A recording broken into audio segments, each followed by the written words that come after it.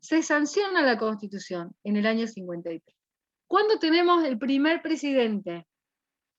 ¿Y quién es el primer presidente? 1912 No. de... Bueno, lo de 1912, ¿quién dijo 1912? ¿Por qué? Yo Ahora que digo. me pongo a pensar. No, porque me confundí, me confundí. Sí, porque en 1912 no hay elecciones presidenciales. Fue A Roque Rivadavia. Sáenz Peña lo habían elegido en el año 10, pero yo no diría que el Sí, pobre era por Roque. eso, me había confundido. No. Profe, Igual, después vamos a charlar, pero porque tu inconsciente habla mucho. Roque Sáenz Peña es un tipo muy peculiar. Ahí, vamos a ver si este año le puedo prestar un poquito más de atención. Sí, ¿quién quería decir algo? fue Rivadavia.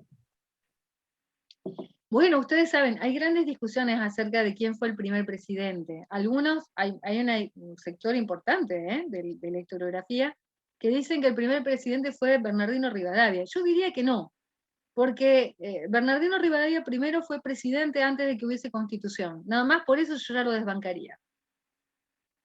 ¿Tuvo carácter de presidente? ¿Tuvo título de presidente de la Argentina? Sí, sí lo tuvo. El Congreso del 24 sancionó la ley de presidencia, como ustedes saben, instituyó un poder ejecutivo nacional antes de que hubiese una constitución. La constitución del 26 todavía no estaba sancionada, y a renglón seguido, al día siguiente, creo que demoraron un día, se reunieron y dijeron, bueno, ¿quién va a ser presidente? Ah, que sea Rivadavia. Oh, sorpresa. Y ahí lo tenemos en el carácter de presidente de la nación, pero no de una república constituida, sí por voluntad de un congreso en el que había representación de todas las provincias. Eso es real, pero no es un presidente constitucional, de eso no tengo ningún tipo de dudas. No puede ser presidente constitucional porque no había constitución. Entonces, Entonces, Urquiza, profe. Urquiza fue sí el primer presidente ya constitucional. Hay quienes dicen que el primer presidente constitucional fue Derqui, y hay algunos que dicen que el primer presidente constitucional fue Mitre. Ya vamos a ver por qué. Digamos, básicamente porque los dos fueron presidentes con Buenos Aires estando incorporada. O sea, cuando Derqui asume la presidencia de la Nación en 1860, Buenos Aires ya estaba incorporada a la Confederación después de la batalla de Cepeda y del Pacto de San José de Flores, que se celebran, que suceden ambos, en el año 1859. Pero si vamos a hablar de una constitución, ¿esté Buenos Aires o no esté Buenos Aires? Si vamos a hablar de una constitución, yo creo que tenemos que hablar de la constitución, tal como lo decimos, del año 53. Hay algunos que hablan de la constitución 53/60. La constitución se sanciona en el año 53. Buenos Aires se habrá incorporado después. Se incorporó. Se sanciona en el año 53. Y a razón o en razón del cargo de presidente de la nación que está organizado y regulado en la Constitución de 53, se convoca a elecciones en el año 54. Es en ese ínterin, entre la sanción de la Constitución en mayo del año 53 y la elección de Urquiza, que si no me equivoco creo que fue abril del año 54, había pasado un poco menos de un año cuando lo elige el Congreso, fue el Congreso el que tuvo las riendas. Una vez que el Congreso se declaró, el Congreso Constituyente se reunió, se declaró soberano, y a partir de ahí tuvo las riendas como hicieron todos los congresos constituyentes hasta ese momento. Sí, tuvo a bien tener un ejecutivo provisorio, que estaba, por supuesto, en cabeza de Justo José Urquiza, y fue incorporando instituciones con carácter provisorio también. Por ejemplo, Urquiza ya no gobernó solo, sino que gobernó con una cartera de ministros que en principio era muy, muy escueta, y en la que estaban representados las provincias más dispares, por lo menos territorialmente. Estaba en Salvador María del Carril, estaba, por ejemplo, Subiría, el salteño Subiría, a ver quién más estaba por ahí. Bueno, ya me voy a acordar, pero en todo caso, lo interesante es que Urquiza durante este interín, o sea, entre que se sanciona la Constitución y es elegido presidente, gobierna porque el Congreso le delega la potestad, pero ya no gobierna completamente solo, sino gobierna con una precaria, provisoria, pero bastante exigente, cartera de ministro.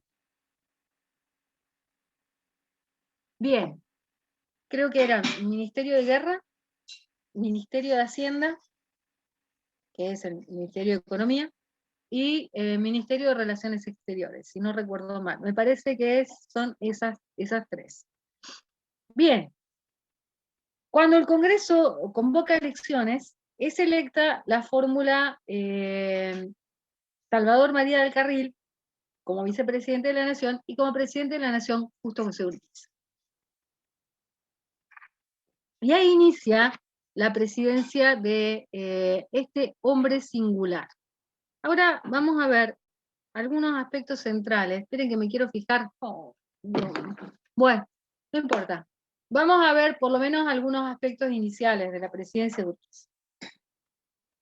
Urquiza va a tener algunos problemas severos en su presidencia, una presidencia tremendamente conflictiva, difícil, tremendamente difícil, no solamente por lo novedoso de la organización, es el primer presidente, gobierna con una institucionalidad por lo menos débil, porque sin ir más lejos, una de las primeras cosas que quiere hacer, por ejemplo, es establecer la Corte Suprema de Justicia de la Nación. No puede, porque establece la legislatura.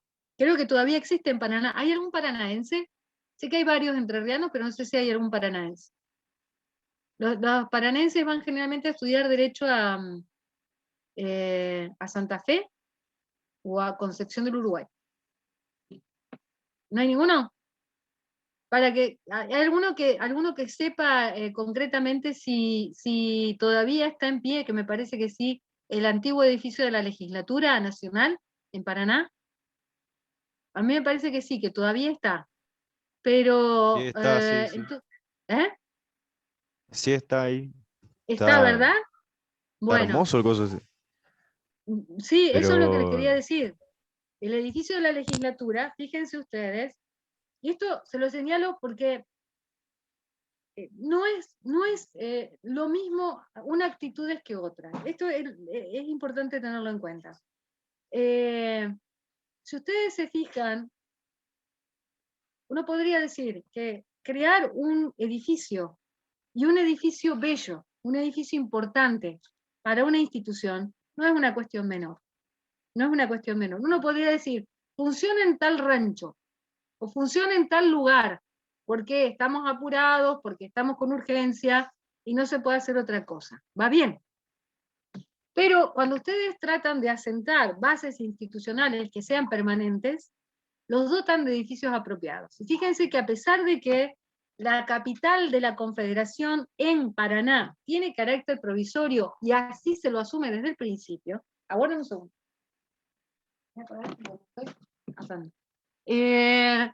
Así se lo asume desde el principio, Paraná como capital provisoria. Sin embargo, Urquiza dota a las instituciones nacionales que se van creando de edificios muy lindos, muy lindos.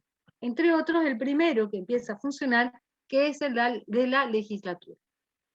Seguramente que si algunos de ustedes han leído hasta acá, van a estar pensando, a lo mejor no lo van a hacer, pero van a estar pensando en llamarme la atención acerca de algunas razones que puede haber tenido Urquiza para no escatimar en gastos en relación a proveer a las instituciones nacionales de buenos edificios.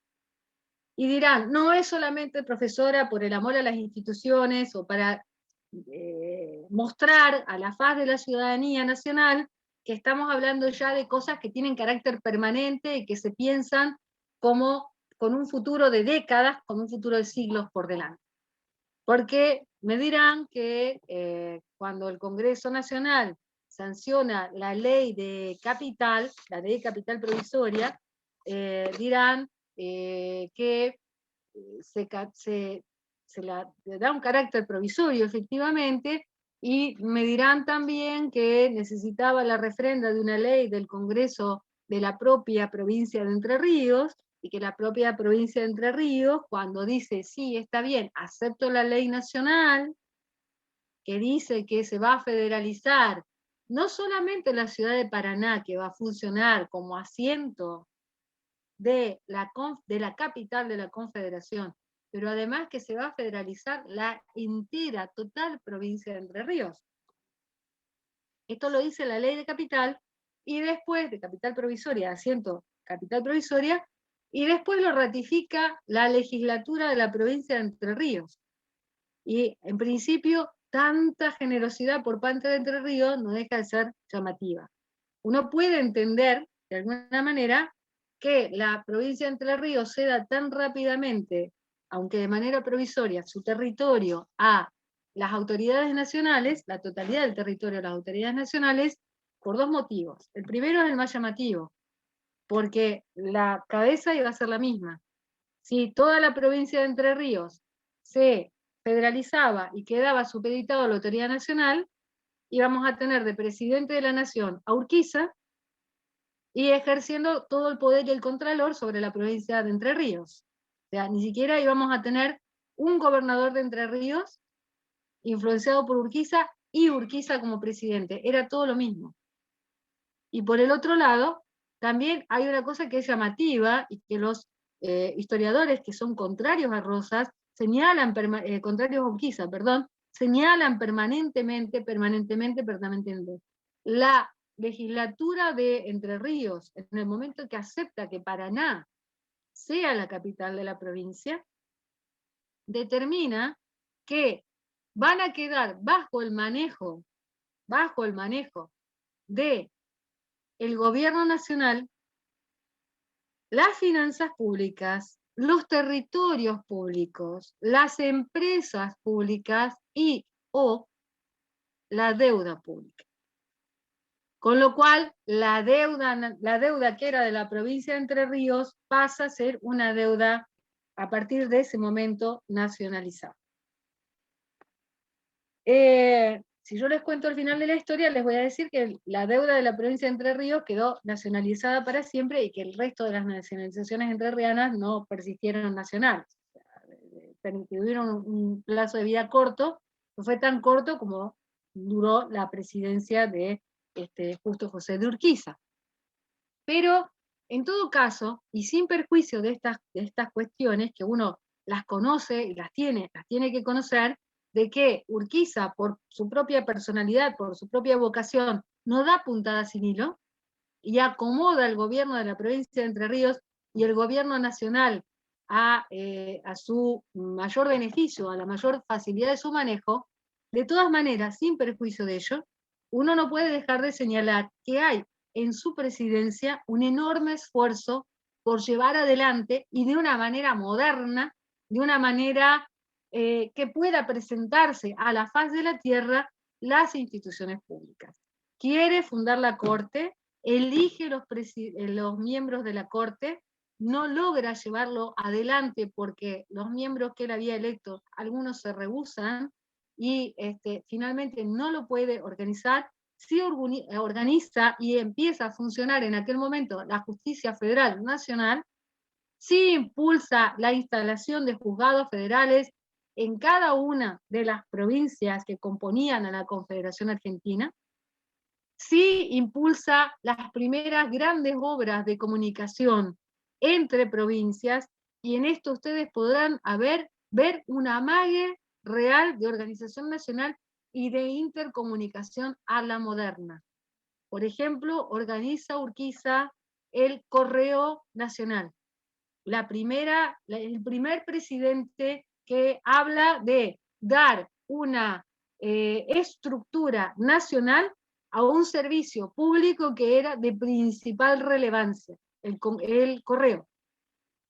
Es el primero, por ejemplo, que habla de educación de orden nacional, es el primero que establece, él ya venía con una actividad importante de instalación de escuelas públicas en el territorio de la provincia de Entre Ríos, pero es el primero que habla de instituciones de carácter nacional de educación primaria, elemental, en el territorio de la nación, y el primero que invierte fondos para la construcción de escuelas, y es el fundador básicamente de la Universidad Nacional, porque Urquiza nacionaliza las instituciones preponderantes de educación superior y educación secundaria, de educación media, importantes que había en el territorio de la Argentina. Nacionaliza, entre otros, a la Universidad de Córdoba, que hasta ese momento eran las únicas dos, la Universidad de Córdoba y la Universidad de Buenos Aires. Buenos Aires, por supuesto, que no estaba bajo su esfera de gobierno, bajo su competencia, y por lo tanto no puede nacionalizarla, pero sí nacionaliza la Universidad de Córdoba, y también nacionaliza al Colegio de Montserrat, como hermano a el propio colegio, que también pasa a ser nacional a partir de ese momento, de Concepción del Uruguay, que era una institución modelo, y sigue siendo, creo yo, uno de los principales colegios del país hasta el día de la fecha. El histórico de Concepción del Uruguay. ¿Cuáles son las situaciones conflictivas que tiene Urquiza? Y no tengo que ahondar demasiado para que ustedes las puedan visualizar. Situación difícil para Urquiza es que Buenos Aires no esté. ¿Por qué, pensarán ustedes, puede ser tan difícil que Buenos Aires no esté? ¿Acaso no venimos repitiendo todo el tiempo, Buenos Aires es una provincia más? Sí, pero fíjense, Buenos Aires tiene la aduana. Ese es el problema. No sería tan importante por ahí Buenos Aires en su generalidad, pero Buenos Aires es la que tiene el puerto de ingreso de mercaderías internacionales, y el puerto por donde salen las mercaderías que vienen desde el interior. Y eso fue siempre el meollo de la cuestión, la aduana. Entonces, la primera cuestión, el primer dolor de panza que tiene Urquiza en ese punto, es que la Confederación Argentina, que pretende sacar adelante, no tiene suficiente cantidad de ingresos, porque no cuenta con la fuente primordial de ingresos, que son las rentas aduaneras en materia de comercio exterior. A esas se las está quedando todas Buenos Aires. Y ustedes saben, Buenos Aires tiene un control, a partir de ese momento, siempre lo había tenido, pero a partir de ese momento ejerce un estrictísimo control sobre ambas márgenes de ingreso del Río de la Plata, afincado una fuerza en la isla de Martín García, en la parte donde el Río de la Plata es más estrecho y está ingresando ya el estuario de ingreso a las vías navegables del interior de la Cuenca del Plata, que son el Paraná y el Uruguay. Y como es un estado separado, dice, bueno, los barcos hasta acá pueden ingresar, los barcos de ultramar dejarán sus mercaderías en Buenos Aires, y luego retirarán las mercaderías desde Buenos Aires. Esto, por supuesto, que complica enormemente las finanzas de la Confederación Argentina. Entre otras medidas que toma Urquiza, vamos a tener una que es llamativa, que es la Ley de Preferencias Arancelarias. La Ley de Preferencias Arancelarias yo creo que está tratado básicamente en todos los libros, con lo cual no nos vamos a detener en los pormenores. Sí les pido que la busquen a la ley, así se llama, Ley de Preferencias Arancelarias de la Presidencia de Justo José de Urquiza. Es una ley que pretende, sobre todas las cuestiones, frenar, mejor dicho, no frenar, sino incentivar a las potencias extranjeras para que no paren en Buenos Aires, sino que desembarquen sus mercaderías directamente en las aduanas interiores, en la aduana de Santa Fe, en la aduana de Paraná, en la aduana de Rosario, y también que pasen directamente a los grandes emprendimientos saladeristas, que son enormemente exportadores, poderosamente exportadores, en las márgenes del río Uruguay. Casi todos los saladeros importantes de la Confederación estaban asentados en Entre Ríos, sobre las márgenes del río Uruguay. Entonces, es una herramienta con la que Urquiza pretende hacer atractiva la navegación de los ríos interiores, y que las potencias extranjeras se animen a trasvasar la cuenca y no detenerse en Buenos Aires a pesar de los aprietes de Buenos Aires. Voy a decir, porque creo que ya estamos sobre la hora, porque veo que están pasando asistencia, y sí, efectivamente, pero faltan 6 minutos y no se los voy a condonar. Voy a decir unas palabritas en relación a... ya me olvidé de qué iba a decir. Las palabritas. Qué mal, qué tristeza. Ale, perdón, Bueno, te digo algo sí. así y después no te... Dale, Sofi. Si nos podemos quedar un ratito, así te hago algunas preguntas para que los chicos sepan sobre el formato del trabajo, así ya lo aclaramos para todos y no me tienen que preguntar cada uno por separado. Ya sé que ya lo mandaste, pero ahora surgieron algunas otras dudas, por eso. Ok, bueno, entonces como no me acuerdo lo que quería decir de Urquiza, ¿qué? Quería hablar de la estrategia de colonización. Quería hablar de la estrategia de colonización, pero bueno, lo vamos a dejar para la clase que viene. Alguna palabrita voy a decir, sobre todo porque